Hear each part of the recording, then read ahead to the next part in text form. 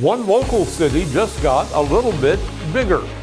Weather officials have confirmed that 2 tornadoes touched down in East Alabama earlier this week, and a local city council is holding a meet and greet for people who want to run for municipal offices. A sneak peek into the Memorial Day weekend weather is on the way. EAN Local News starts now.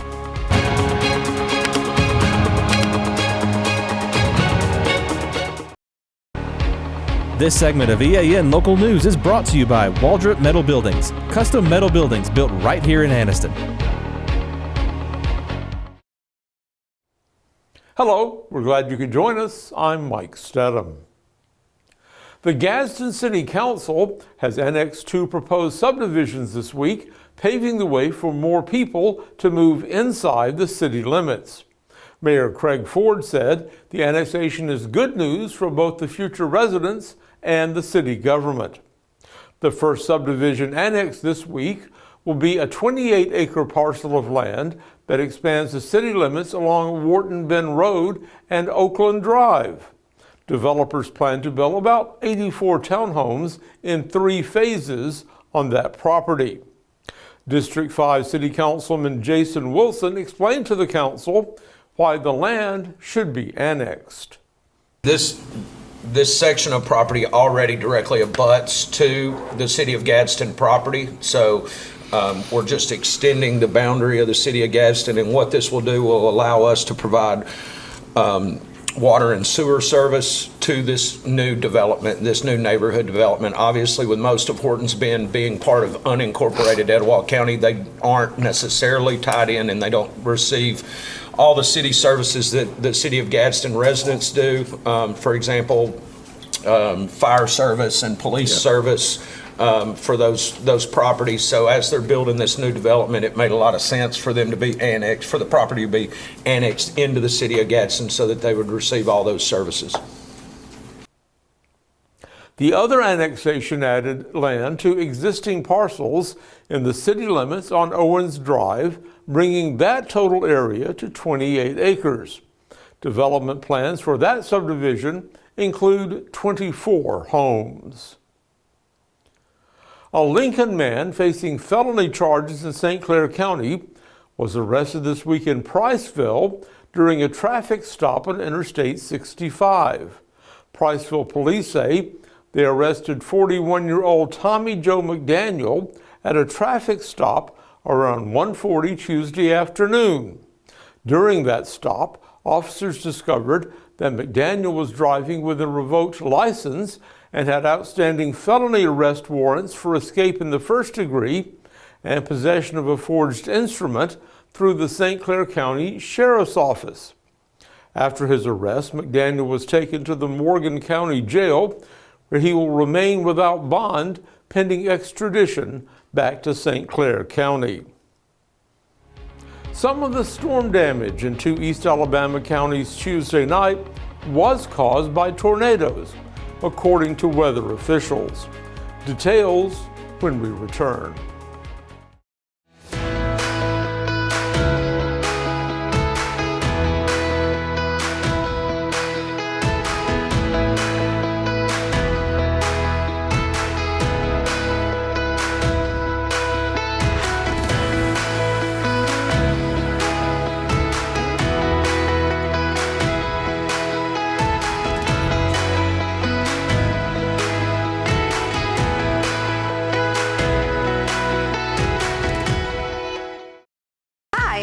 From CARE's Direct Primary Care. Do you want convenient 24/7 access to health care?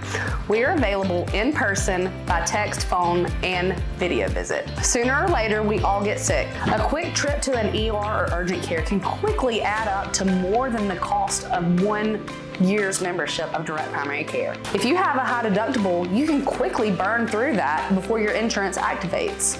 Join CARE's DPC today.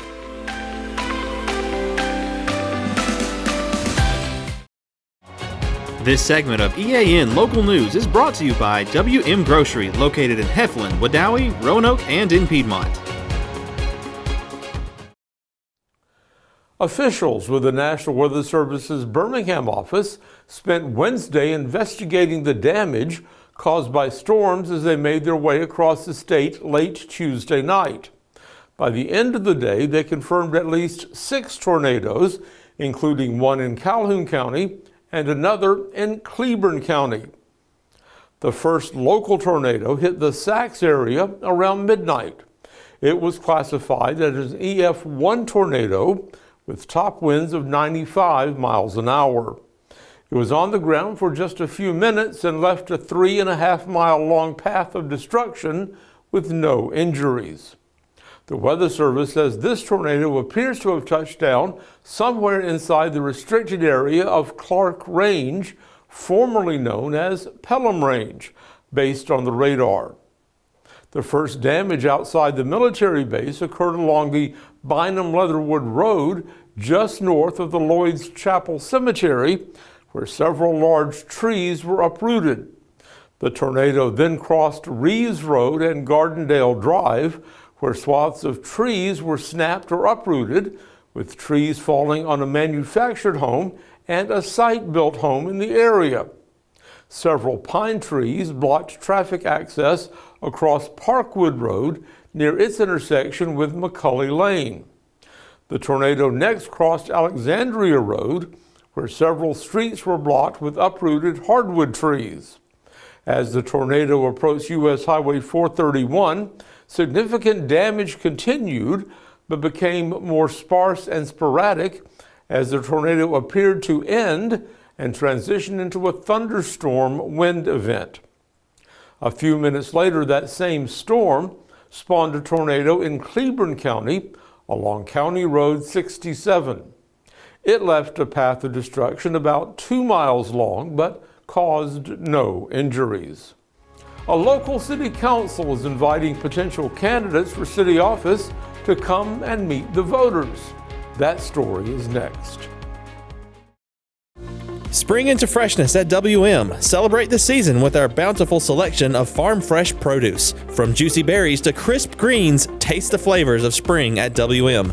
Visit us today and let the freshness bloom in every bite. Welcome to Buster Miles Kia in Anniston, where we're dedicated to serving you with honesty and care.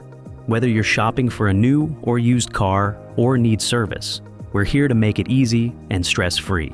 Visit us today at Buster Miles Kia, where great cars and family values come together. Buster Miles Kia, your trusted hometown dealership.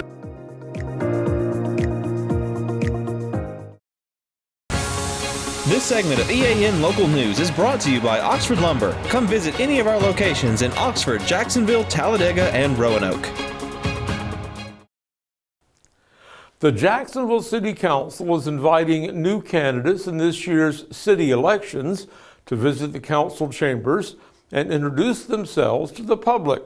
Council meetings on May 27th, June 9th, and June 23rd will include a time when candidates for the Jacksonville City Council and Board of Education elections can speak about themselves, their candidacy, and their election platform. Each candidate will have 3 minutes to speak. Jacksonville City Council meetings are broadcast live via YouTube, allowing the candidates to reach a wider audience than just those attending the meeting. Municipal candidates can qualify to participate in the election between June 10th and June 24th, with the election itself being held on August 26th. However, Jacksonville officials say that candidates do not need to wait to qualify to speak at a council meeting. For further election details, candidates can contact the city clerk's office at belong@jacksonville-al.org. Despite being rained out twice already this spring, Anniston's Downtown After Dark outdoor music series is scheduled to return Friday night to Noble Street Park. The series will kick off the season with a show by musician Ed Vintage Protho, singing songs by Earth, Wind and Fire, The Police, Prince, Journey, and many others. The free concert will be Friday evening from 7 to 9. The public's invited to bring their own chairs and get ready to dance and sing along with that music. Kevin Anderson is standing by in the Pool Doctor Weather Center with the latest on what we can expect in the upcoming forecast. Outdoor ceremonies, holiday weekend cookouts. Will the weather cooperate? We check in with your EAN forecast in just a few minutes. This spring and summer, get it done right with Oxford Lumber, your hometown partner for projects big or small. From refreshing your garden to upgrading your outdoor space, we've got everything you need. Check out our full garden center and gear up on our Stihl showroom, chainsaws, blowers, trimmers, and more. Ready to grill? We've got Big Green Egg, Traeger, and Blackstone to fire up the fun. Since 1985, Oxford Lumber has been built on tradition and focused on you. Visit us today at any of our 5 locations: Oxford, Roanoke, Talladega, Jacksonville, and Lincoln. Oxford Lumber, where you're treated like family. EAN News would like to thank all our commercial sponsors. Go check out our sponsors' links in the description below. This segment of EAN Local Weather is brought to you by Pool Doctor Custom Pools in Jacksonville. Personal, professional quality. Oh, look at this pretty picture. Downtown Anniston. Folks are driving by and have no idea they are on camera, but look at the scene above them. I tell you what, if I were to give this weather day a grade from 1 to 10, 10 being the best, it'd be about 9 3/4. The only thing that would have made it better is if Nathan Gober would have bought me lunch today, but that's okay.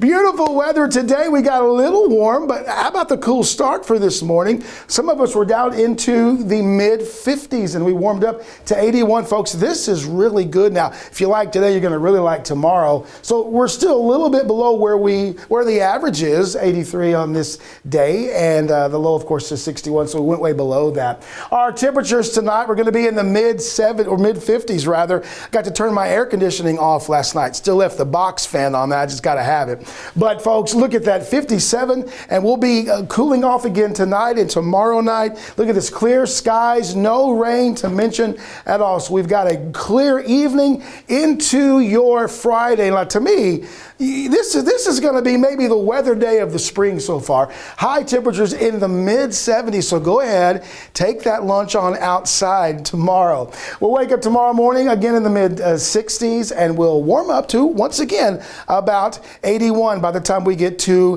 3 o'clock. Let's peel back and take a look at the 7-day forecast. Your Memorial Day weekend, we've got a few possible showers. It's kind of a hit and miss thing where your neighbor might get some and then you across the street may not get anything. So 30% chance of rain. High on Saturday, 82. It's not going to feel quite as muggy as it will as we progress into Monday, Sunday. Showers come back into play. Now, these are mainly PM showers for Saturday and for Sunday, and into Monday. It's going to feel a little more muggy, a little Memorial Day type for Alabama, and the chance of rain increases to 70%. We're going to hang on to that for Monday and Tuesday. Showers and maybe a pretty good washout for Tuesday as we see right now in our forecast, and then we peel back and see Wednesday. The chance of rain about 60%. Those highs are going to hover right into the mid-80s, lower 80s by midweek, and then the chance of rain for Wednesday right now, that's early morning hours. Shouldn't really have to worry about that for the midday. And then Thursday,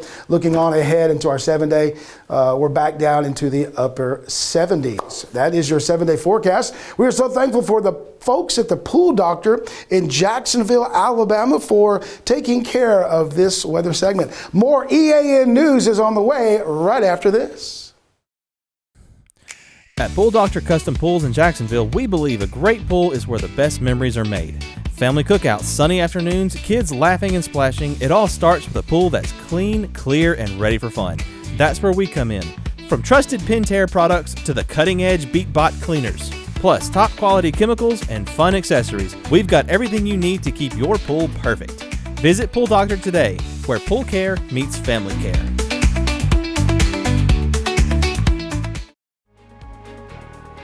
We thank you for watching us today. You'll find us every weeknight on Facebook and YouTube and on our website and on Rumble. Go to the platform of your choice and watch our news, sports, and weather coverage whenever it's convenient for you. We'll see you back here Friday for your news on your schedule.